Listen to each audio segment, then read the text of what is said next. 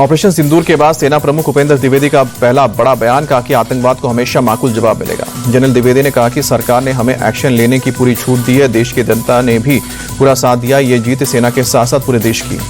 Army chief ने पाकिस्तान को दी कड़ी चेतावनी, कहा कि भारत आतंकवाद का खात्मा करके ही रहेगा। पाकिस्तान ने फिर से हिमाकत की तो ऑपरेशन सिंदूर से मिलेगा मुंहतोड़ जवाब। जनरल उपेंद्र द्विवेदी ने कम्युनिटी रेडियो स्टेशन का किया उद्घाटन। इस दौरान कहा कि ऑपरेशन सिंदूर केवल एक सैन्य प्रतिक्रिया नहीं थी, ये देश के 140 करोड़ लोगों का भरोसा है। आर्मी चीफ ने उत्तराखंड के अग्रिम इलाकों का भी दौरा किया, जवानों से बातचीत कर हौसला अफजाई की, उनके समर्पण की सराहना की। आर्मी चीफ उपेंद्र द्विवेदी अपने दौरे के दौरान बाबा केदारनाथ के दर्शन के लिए पहुंचे। पुरोहितों ने उनका जोरदार स्वागत किया, लोगों ने लगाए भारत माता जय के नारे।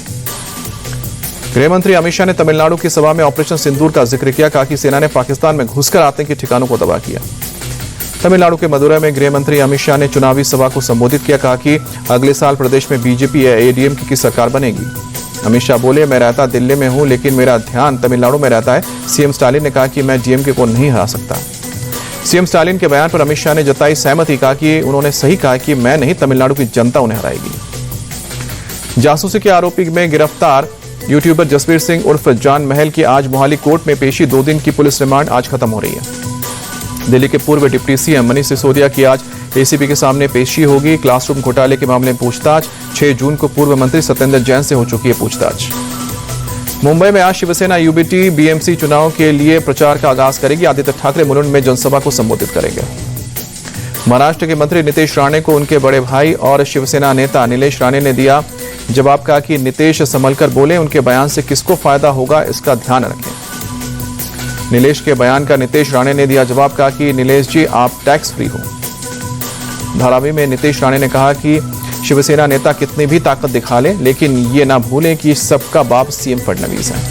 सीएम फडणवीस के लेख पर भड़के महाराष्ट्र कांग्रेस चीफ सपकाल, कहा कि सवाल चुनाव आयोग से था, वो जवाब क्यों दे रहे हैं। केंद्रीय मंत्री प्रहलाद जोशी बोले, राहुल गांधी को ऐसी मूर्खतापूर्ण बात नहीं करनी चाहिए, उनकी पार्टी भी कई जगहों पर चुनाव जीती है। बिहार के उप मुख्यमंत्री सम्राट चौधरी ने राहुल गांधी के बयान पर कहा कि कांग्रेस पार्टी के नेता राहुल गांधी को लोकतंत्र समझ में नहीं आती। बिहार के आरा में केंद्रीय मंत्री चिराग पासवान की जनसभा, कहा कि जनता तय करे मैं विधानसभा चुनाव लड़ूं या किस सीट से लड़ूं। चिराग पासवान बोले, मैं एनडीए को मजबूती देने के लिए सभी 243 सीटों पर चिराग पासवान बन चुनाव लड़ूंगा, मेरा लक्ष्य एनडीए की जीत है। वीआईपी के चीफ मुकेश सहनी बोले, जब तक पीएम मोदी पावर में है, चिराग में सभी 247 सीटों पर चुनाव लड़ने की हिम्मत नहीं है। चिराग के ऐलान पर बोले जन सुराज चीफ प्रशांत किशोर, कौन कितनी सीटों पर चुनाव लड़ेगा, जनता को इससे कोई मतलब नहीं। आरजेडी नेता तेजस्वी यादव ने कहा कि बिहार की जनता बदलाव चाहती है, हम सरकार बनाने के साथ बिहार को बदलने के लिए काम करेंगे। पश्चिम बंगाल विधानसभा का सत्र आज से होगा शुरू, सत्र के हंगामेदार होने के आसार। मोदी सरकार के 11 साल पूरे होने को लेकर बीजेपी अध्यक्ष जेपी नड्डा संवाददाता सम्मेलन को संबोधित करेंगे। बीजेपी मुख्यालय में होगा संबोधन। बेंगलुरु के चिन्ना स्वामी स्टेडियम भगदड़ केस में गिरफ्तार हुए 4 लोगों को आज कस्टडी को लेकर सीआईडी पूछताछ करेगी, भगदड़ वाली जगह को लेकर जाएगी। राजस्थान के भरतपुर में गुज्जर महापंचायत का आयोजन किया गया। महापंचायत के समाप्त करने के ऐलान से नाराज बड़ी संख्या में लोगों ने रेलवे ट्रैक को जाम किया। गुज्जर प्रदर्शनकारियों ने कोटा मथुरा पैसेंजर ट्रेन को भी रोक दिया। दिल्ली मुंबई रेलवे ट्रैक को 2 घंटे तक जाम किया। प्रशासन ने काफी मशक्कत के बाद खाली कराया। दिल्ली एनसीआर में गर्मी का कहर, जून में पहली बार पारा 44 के पार। दिल्ली के दिलशाद गार्डन में बड़ा हादसा, चार्जिंग के लिए रखे 2 ई रिक्शा में आग लगने से 2 की मौत। दिल्ली में 9 साल की बच्ची से हैवानियत के खिलाफ लोगों में आक्रोश, आरोपी नौशाद अब तक पुलिस गिरफ्त से बाहर, नौशाद के एनकाउंटर की मांग।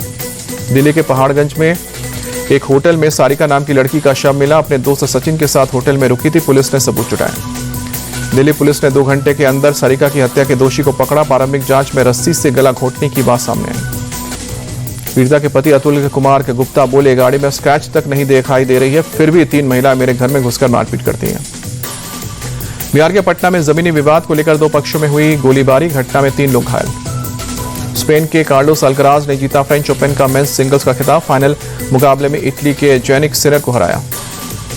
फ्रेंच ओपन के मेंस डबल्स में स्पेन के मार्सेली और अर्जेंटीना के होरासियो ने चैंपियनशिप जीती, फाइनल में ब्रिटिश जोड़ी को हराया। भारत ने ताइवान ओपन एथलेटिक्स के दूसरे दिन 5 स्वर्ण जीतकर दबदबा बनाया। विद्या रामराज, रोहित यादव, पूजा अनुरानी और कृष्ण कुमार ने अपने अपने मुकाबलों में स्वर्ण पदक जीते। लखनऊ में हुए क्रिकेटर रिंकू सिंह और सपा सांसद प्रिया सरोज की सगाई, राजनीति और क्रिकेट जगत के कई लोग पहुंचे।